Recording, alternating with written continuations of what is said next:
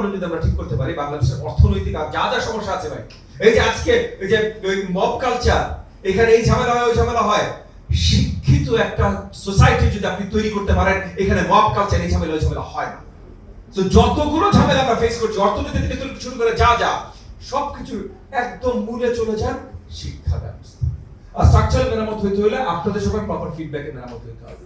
তো আপনাদের মন খুলে ওই ফিডব্যাকটা দিতে পারতে হবে, কারণ আপনাদের ভিতরে ওই বিশ্বাসটা থাকতে হবে যে এই সরকার আমাদের কথা শুনবে, এই সরকার সঠিক কাজটা করবে। আপনি যা চাইবেন তাই পাবেন তা না, কিন্তু স্ট্রাকচারাল চেঞ্জের জন্য যে প্রয়োজনীয়তাগুলো আছে সেগুলো যখন আপনারা আমাদের কাছে নিয়ে আসবেন, এই সরকার সেই চেঞ্জেসগুলো বাস্তবায়ন করার জন্য কাজ করবে।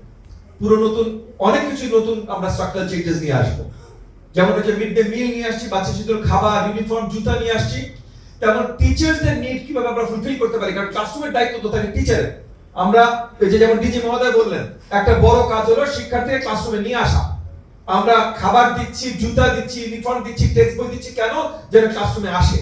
কিন্তু ক্লাসরুমে এসে যদি ক্লাসরুমে পড়াশোনা না হয় তাহলে আমাদের এনে লাভ কি?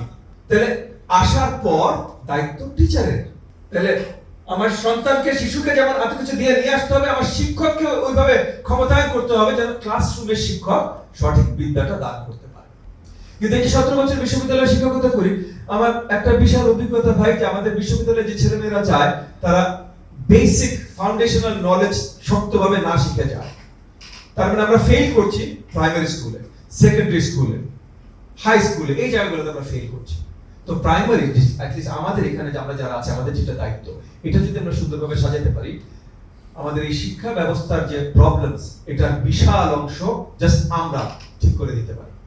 আর এই শিক্ষার প্রবলেম যদি আমরা ঠিক করতে পারি, বাংলাদেশের অর্থনৈতিক আর যা যা সমস্যা আছে ভাই, এই যে আজকে এই যে মব কালচার, এখানে এই ঝামেলা হয় ওই ঝামেলা হয়, শিক্ষিত একটা সোসাইটি যদি আপনি তৈরি করতে পারেন, এখানে মব কালচার এই ঝামেলা ওই ঝামেলা হয় না। তো যতগুলো ঝামেলা আমরা ফেস করছি অর্থনীতি থেকে শুরু করে যা যা সবকিছু একদম মূলে চলে যান শিক্ষা ব্যবস্থা। সেই শিক্ষা ব্যবস্থা সঠিক পথে নিয়ে আসার দায়িত্ব আমাদের।